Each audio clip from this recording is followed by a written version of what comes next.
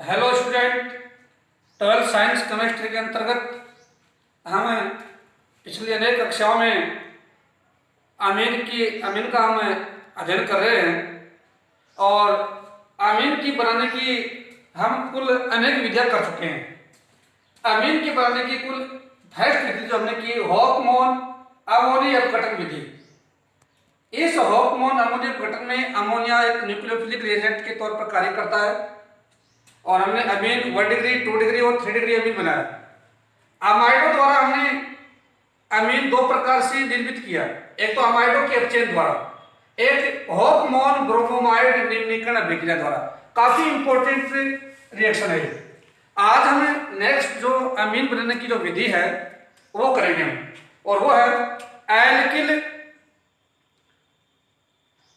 Next जो विधि है आज हम जो करने जा रहे हैं वो है एल्किल साइनाइड, जिसको हम कह सकते हैं साइनाइड का आईयूपीएसी जो होता है वो नाइट्राइल होता है। वह आइसोसाइनाइड के अपचयन द्वारा by the reduction alkyl cyanide nitrile और आइसोसाइनाइड। इस अभिक्रिया को हमें मैंडियस अपचयन अभिक्रिया के नाम से भी पुकार सकते हैं। एक प्रकार से नेम ऑफ रिएक्शन है मैंडियस अपचयन अभिक्रिया। देखिए, कोई भी कंपाउंड होता है उसका रिडक्शन एक रिड्यूसिंग रिएजेंट द्वारा होता है, जिसमें कुछ मैंने रिड्यूसिंग रिएजेंट लिखे हैं। Sodium plus ethyl alcohol C2H5OH, lithium aluminium iodide, zinc plus C2H2SO4 धातु विलायक। अब देखो मैंने एक ट्रिक लिखी मैंने यहाँ पर, यदि आप एल्किल साइनाइड RCN का अपचयन इस RCN का अपचयन इन अभिकर्मकों द्वारा करवाएंगे तो इनके द्वारा अपचयन द्वारा बनेगा 1 डिग्री अमीन, 1 डिग्री अमीन बनेगा। यदि एल्किल आइसोसाइनाइड RNC यदि इसका अपचयन इन अपचयन अभिकर्मकों द्वारा करवाएंगे तो 2 डिग्री अमीन प्राप्त होता है, 2 डिग्री अमीन। तो आपने देखा एल्किल साइनाइड व एल्किल आइसोसाइनाइड का अपचयन यदि हम इन अपचयन अभिकर्मक द्वारा करवाएं तो इसके द्वारा 1 डिग्री अमीन और आइसोसाइनाइड द्वारा 2 डिग्री अमीन प्राप्त होता है। रिएक्शन देखिए, तो देखिए मैंने वहां पर बताया एल्किल साइनाइड के अपचयन द्वारा 1 डिग्री अमीन और एल्किल आइसोसाइनाइड द्वारा 2 डिग्री अमीन प्राप्त होता है। देखिए RCN है, हमने अपचयन करवाया इन अपचयन अभिकर्मक द्वारा, तो देखो 4 हाइड्रोजन परमाणु का योग हो जाता है।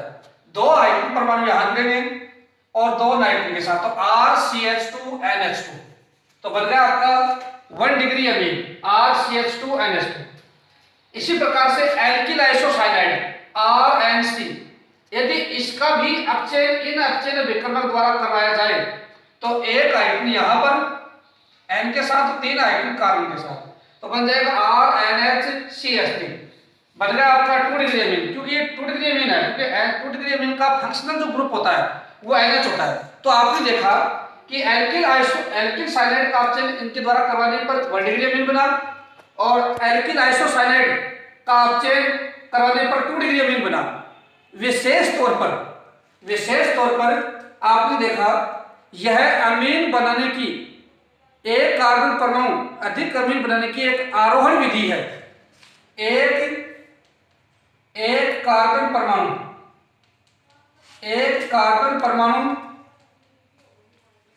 अधिक एक कार्बन परमाणु अधिक वाले अमीन बनाने की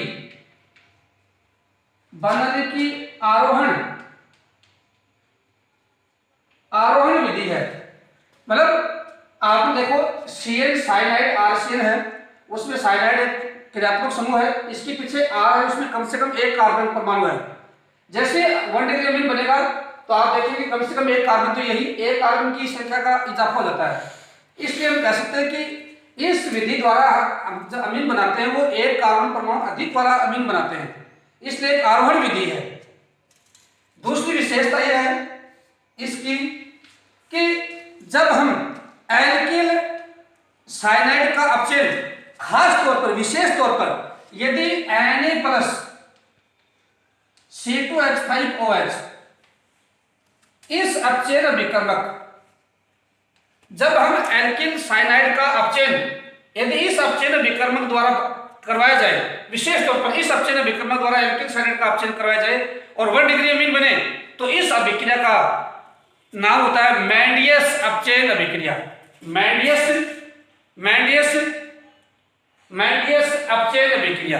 तो आपने देखा एल्किल साइनाइड का अपचयन करने पर 1 डिग्री और आइसोसाइनाइड का अपचयन करने पर 2 डिग्री, और अपचयन हमने करवाया सोडियम प्लस C2H5OH या लिथियम एल्यूमिनियम हाइड्राइड, और एक कार्बन परमाणु अधिक वाला अमीन बनने की एक विधि है, आरोहण विधि है।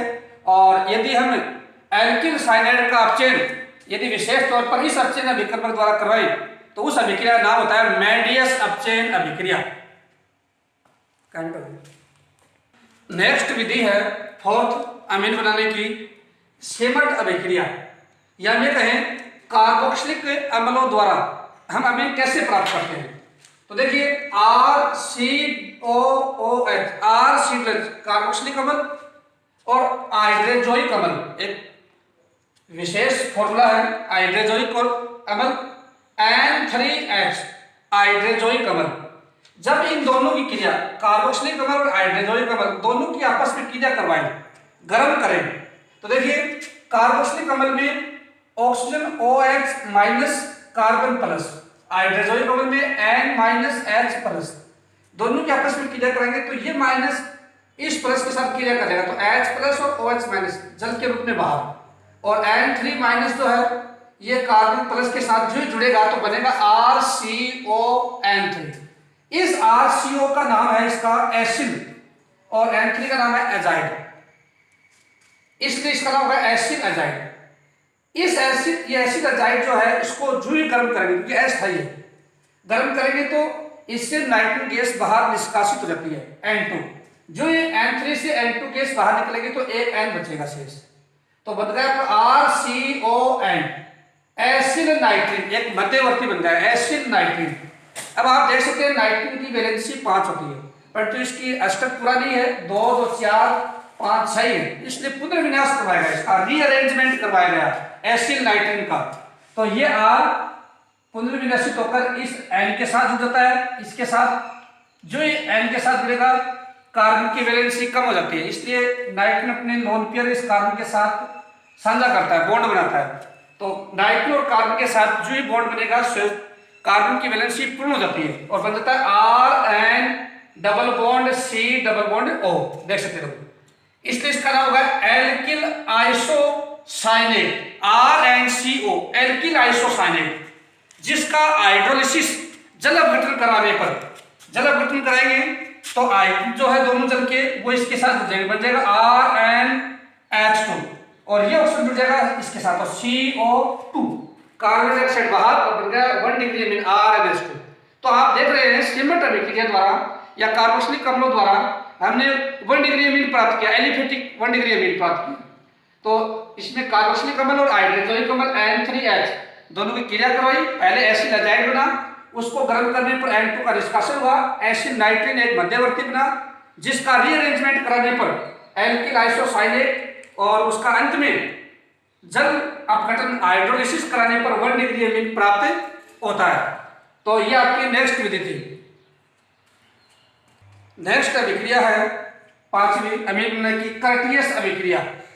ये जो कर्टियस अभिक्रिया है, आपने जो लास्ट आपने रिएक्शन देखी शेमट अभिक्रिया, सिर्फ शेमट अभिक्रिया की ही एक रूपांतरित रिएक्शन है, इसकी एक सुदृढ़ विधि है कर्टियस अभिक्रिया।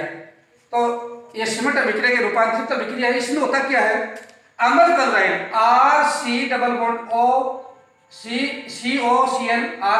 अम्ल क्लोराइड और sodium azide NaN3 sodium azide, इन दोनों की रिएक्शन करवाएं, गर्म करें इनको। तो देखिए इसमें carbon plus chlorine minus, sodium plus और N3- दोनों की जो ही गर्म करेंगे Na+ और इसका Cl- दोनों क्रिया करेंगे आपस में और NaCl के रूप में बाहर निष्कासित होते हैं, NaCl सोडियम क्लोराइड बाहर, और ये N3 इसके साथ रिएक्ट कर देता है, क्रिया कर देता है और बन जाता है RCON3। तो देख रहे हैं शेमट अभिक्रिया में भी यही बना था। आगे की जो भी रिएक्शन है, आगे जो भी चल रहा है वो आपका वो सेम टू सेम शेमट अभिक्रिया है। सिर्फ और सिर्फ शुरुआत में यहाँ पर अमल क्लोराइड है और सोडियम अजाइड, जबकि सिमट अभिक्रिया इसमें अमल क्लोराइड है और सोडियम अजाइड है, जबकि उसमें सिमट अभिक्रिया में कार्बोक्सिलिक अम्ल और हाइड्रोजोनिक अम्ल था।